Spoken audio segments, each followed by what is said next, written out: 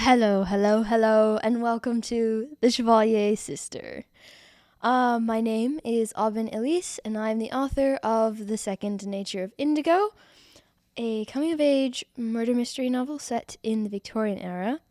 I do this channel with my sister, Wonderland, who wrote Hearts and Stones, which came out last year and has another book coming out this year. Today, I'm going to be going over the books I read in 2025, specifically the second half of 2025. If you want to see the books I read and how I reviewed them in the first half of 2025, you can find this video up here. If you want to see Wonderland's video about what she read, both in the first and second half of 2025, you can find that up here. All right, so I didn't do a great job of writing down books I read. In general, I don't keep track of how much I read or what I read. I just kind of do it, and if I remember it, it means I enjoyed it or really hated it. So I've done my best to remember everything, but if you didn't watch the last video, one of the last books I read in the January to summer of 2025 was, what is that first book called? Powerless by Lauren Roberts. And I thought it was okay. I didn't think it was amazing. I didn't think it was horrible. I kind of enjoyed it. It wasn't, great writing, but it was fun. And it was her first book. She started it when she was a teenager. It got published by one of the big five, I think. And you always loved seeing stories like that, especially as a young author myself. And I expected a certain amount of growth throughout the series. So that's kind of what I was hoping for going into Reckless by Lauren Roberts, which was my first book of 2025, part 2, which kind of started in June. Reckless was not great. It's definitely worse than Powerless. Not as fun as I was hoping. And I think that's kind of personal opinion. I love a good chase. I love a good, cat and mouse, but there were so many times when I was going to put the book down. Mostly I didn't because I was traveling, and it was a book I had with me. I got it from the library right before we started traveling, and I had plenty of time to spare and read this very mediocre book, and I kept pushing through because I knew that some things were going to happen, and I was right, and B, because I assumed it would get better. Second act is notoriously difficult, and it had perks. In Powerless, there was quite a lot of ranting and repetition. That kind of continued into Reckless, and then directly into my next book, which is Fearless by Lauren Roberts, which is the last book of the series that came out in 2025. What was going on in that book? Reckless, Powerless, it sets up to be it's romantic, but it's not crazy, it's not super spicy, it's, mostly, I don't even know. I think one of my biggest problems was that it seems to me, and I don't obviously know anything about this, but my hunch is she had a good idea in Powerless, and then that grew into a trilogy, right? And she had some good ideas for Reckless, but then to make up lore, which she did not think of in Powerless, she rewrote it for Fearless and possibly even Reckless. I'm just saying that because there are some characters that I think she changed or kind of wrote over their motivation in the past. Specifically, a character in Powerless had a very clear motivation, and then in Fearless, his motivation was kind of like disregarded. Anyway, it's felt very disingenuous. Also, she tried to make us think that there was the twists at the end just piled on top of each other, and they were not great twists. It was like, wait, I don't the best part was that was the tea I could go and spill to Ella, my sister, and then Wonderland. So I was like walking outside, just waiting to tell her all that was going on in this book. So as soon as something crazy would happen, which happened a lot, except in the middle, which was super boring. Now, twists can be super fun, but not how they were done in Fearless. Also, the repetition had been annoying in the second book, but it went to absolute insane levels in the third book. I mean, I don't know how many times I can hear the phrase, "Oh, just got lost in her ocean blue eyes. I can't anymore. I can't anymore. I can't anymore. I can't anymore."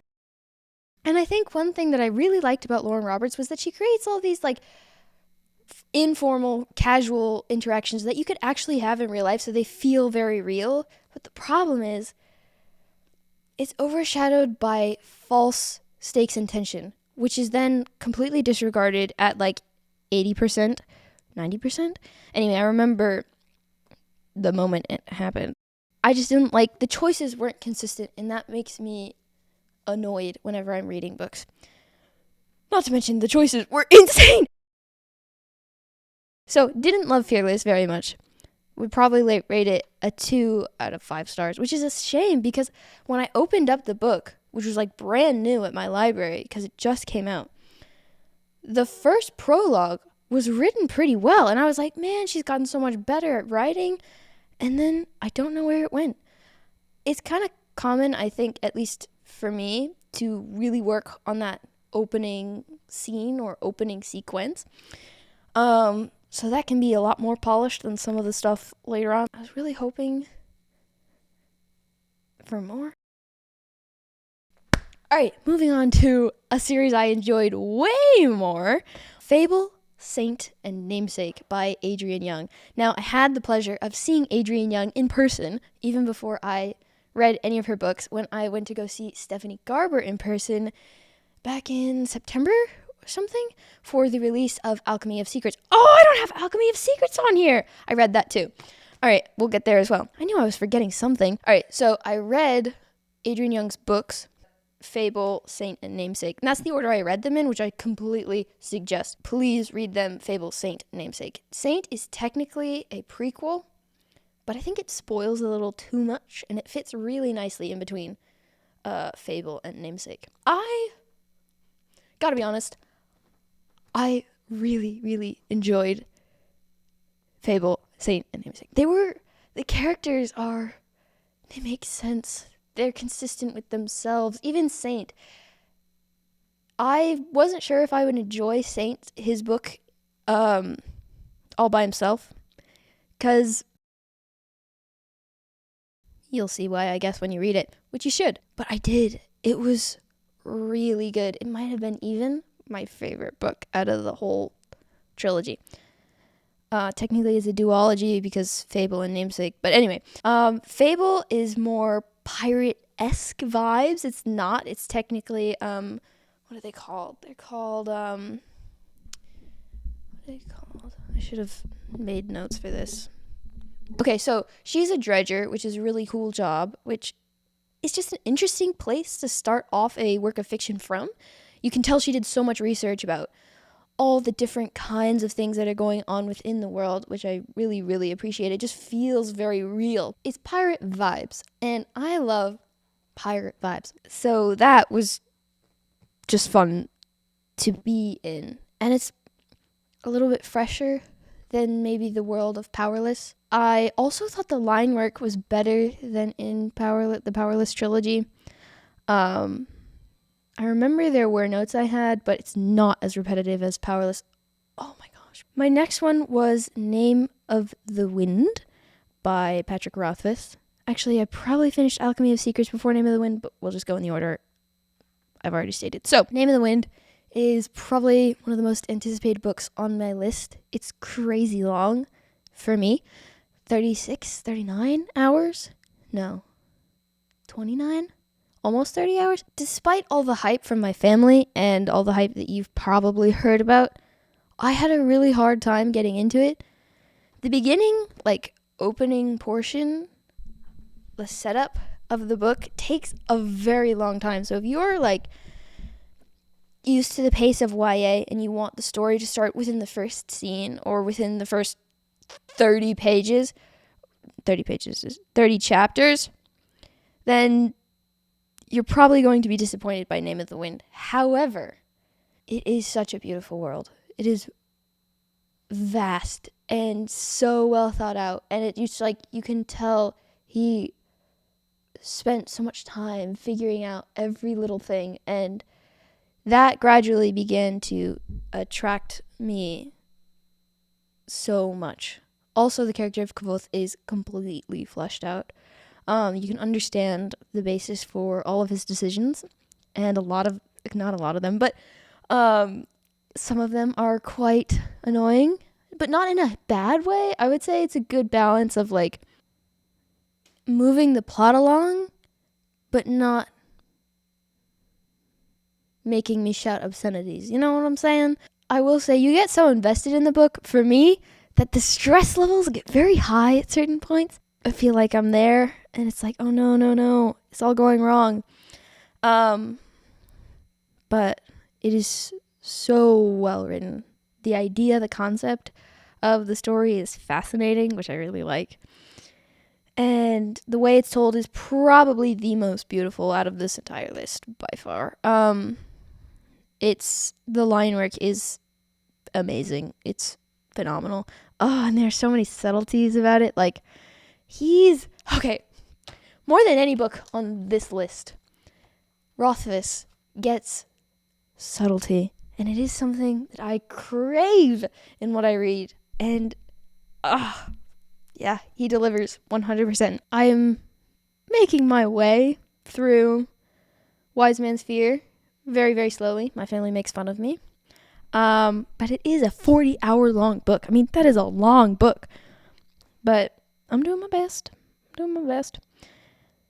Next, I'll talk about Alchemy of Secrets by Stephanie Garber. This is her newest release, not set in the Caraval / Once Upon a Broken Heart universe. Her first book that is adult and not set in Caraval universe.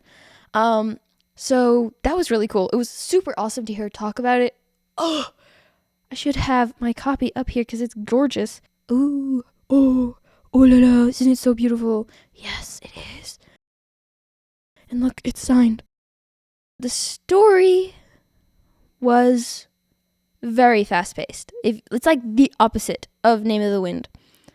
The story is much more similar to Caraval or Once Upon a Broken Heart, in that it moves very fast.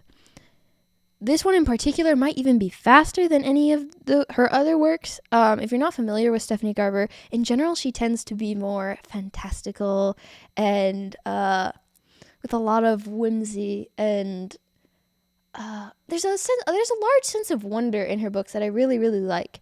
And this definitely carried into Alchemy of Secrets. In some ways, I do think the main character, Holland, is that her name? It is Holland. I was right. Okay. So Holland is very similar to Scarlet and to Evangeline, in my opinion. I kind of would have liked to see her do something a little different, but the world itself is already very different because it's set in modern day, but references lots of things about Art Deco and old Hollywood, which is really fun. I read it really fast. I also made notes in it, which was super fun. You know, like with a lot of Stephanie Garber books, I can't see what's coming, which I really like. Stephanie's twists I enjoy, unlike most other writers. And this one, the twists are kind of like very different. Sometimes the main male love interests, plural, kind of confused me, is a nice way to put it. Scared me is what I thought at first, but scare is not the right word. It's like catches me off guard. They catch me off guard. I'm like, what? The twist at the end really got me. One thing I super duper duper loved about this were the second person chapters. They were super fun. The way she doles that information through them is great. Wasn't my favorite Stephanie Garber work. That might be because I have like a deep attachment to Carval because I read it when I was 12 and bonded immensely with Scarlet. But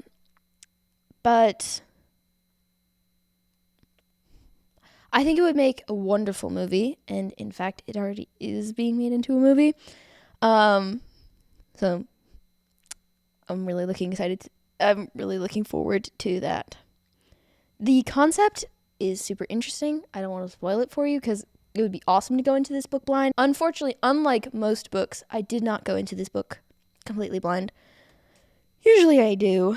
But because I went to go see Stephanie Garber talk about it, I got, some spoilers. If you like fast reads involving Hollywood, the 1920s, heavily aesthetic, but without super satisfying character arcs, then this book is probably for you. It's a fun ride. Oh, I definitely read Hotel Magnifique before most of these. I think I read that in September. All right. Maybe even sooner than that. Might have been it was September. Yeah, so Hotel Magnifique or Hotel Magnifique. Or Hotel Magnifique. That's better. By Emily J. Taylor, known as a cult classic. But I've seen it on a bunch of book lists, so I don't know how cult it is. Was a lot of things. Overall, disappointing. The setup, Act 1, basically, I found so interesting. I read it so fast. I really enjoyed the world building. Most people say it's a cross between Howl's Moving Castle and something else.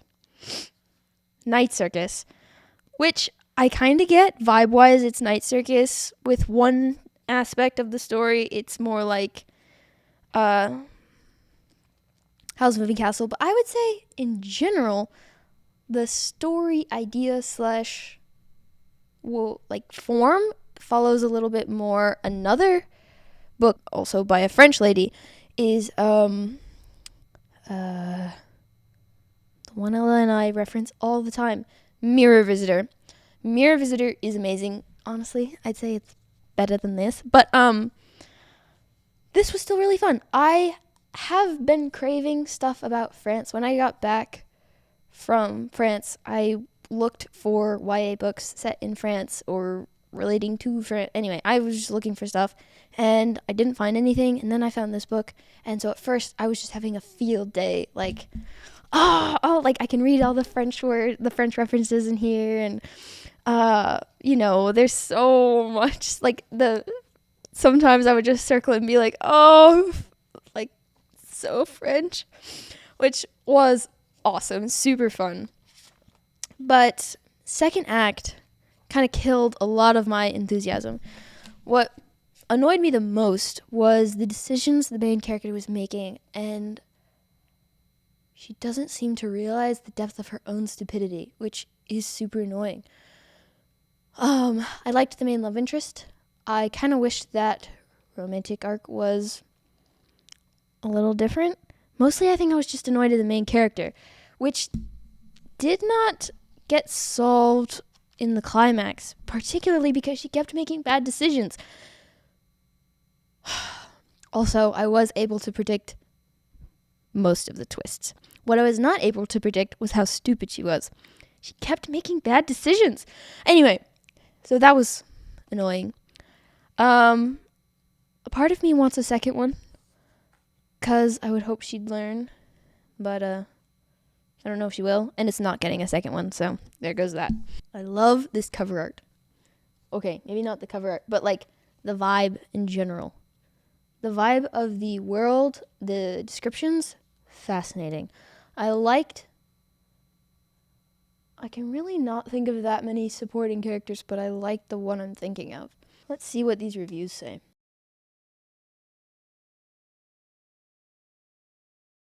Hotel Magnifique opened the door to a sumptuous and glittering world of magic and mysteries that left me enchanted.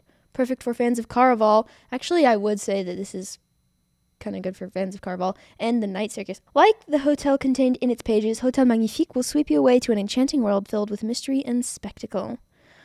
I also like some of the performance designs in here. Very Caraval-esque / Night Circus / just actual performances in real life. Dazzling and enchanting and expertly crafted. I wouldn't say the plot was expertly crafted because I would love a protagonist that made smart decisions and still things were going wrong, but also... Anyway, I do wish things could have been a little different. Readers longing for magic and adventure need look no further. Hotel Magnifique is a glittering, glamorous voyage to elsewhere. I would agree. The essence of travel and wanderlust is very good and very prevalent in the first act of the book. The first act of this book was really, really, really fun. Also, if you get yourself a nice copy with sprayed edges, it's fun to look at later on. So, and though I did not finish these books, I did read them. The Subtle Art of, Wise Man's Fear, which I already talked about, and A Far Wilder Magic. Since the end of 2025, beginning of 2026, I did finish A Far Wilder Magic, so I guess I'll just give a little summary or a talk about it here. Far Wilder Magic kind of caught me off guard in a few ways. The world is kind of an alternate version of the 1920s in America with magic, which I really enjoy. So in that way, it's kind of similar to Hotel Magnifique. I really enjoyed how fleshed out the main male character was. I honestly began looking forward to his parts of the book more than the main female's part of the book. And one major problem I had with the book was I was enjoying it. I was having fun. I thought I knew what the book was going to center around, and then I was wrong, which I kind of liked. But one thing that did kind of annoy me was that the romance just kind of like flips a switch at 40%, and you're like, wow, wasn't expecting that. And I thought it could have been massaged a bit more. I would say their relationship appeared to be more lust-based than like personality, like interest, attraction, like to you as a human being based. Partially because I think the main female character is very, very, very closed off and hasn't been that nice to him, so it's like, what? And then I feel like you can have a romance where they're kind of butting heads and clashing, but to make me believe it, that it's more than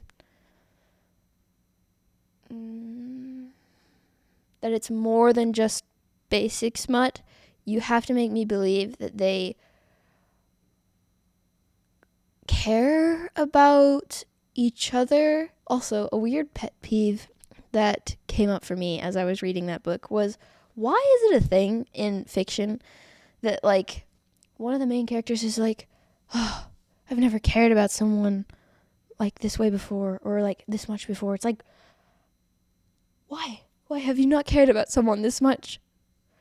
Like, do you not care about people? I don't know. It's kind of a red flag for me. It's like, this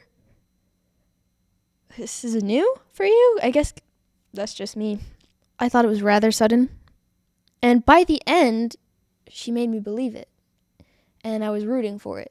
But I kind of wish I was rooting for it before it became so much more physicality based. Also, probably the spiciest book on this list.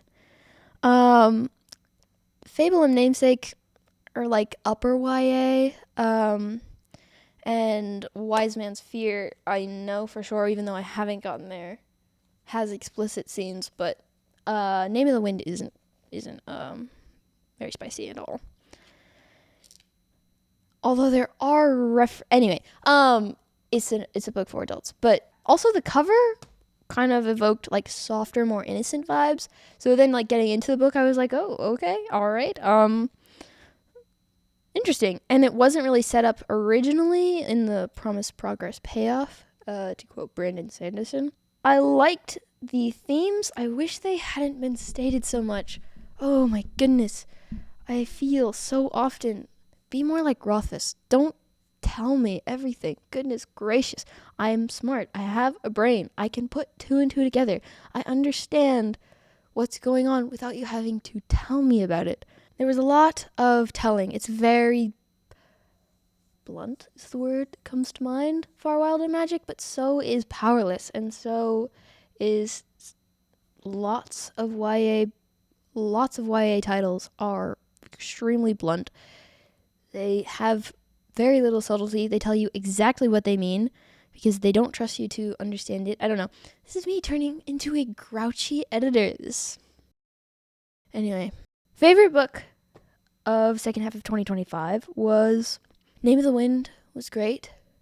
Name of the Wind would probably be my favorite overall. Wait, no, actually. Fable, Saint, and Namesake were probably between quality and my enjoyment, because Name of the Wind was again so long and I didn't super enjoy the first half, a third, and I'd already heard part of it before, so that was not as enjoyable for me. So probably overall I enjoyed the Fable series the most. That was particularly fun. But go and check out any of these books. You can find them on Goodreads or Pagebound, which is an indie alternative to Goodreads, and it does just as much as Goodreads and has some features that I really like that aren't on Goodreads. Other than that, you should go check out The Second Nature of Indigo by me and Hearts and Stones by MM Wonderland. We'll see you in the next video. Bye!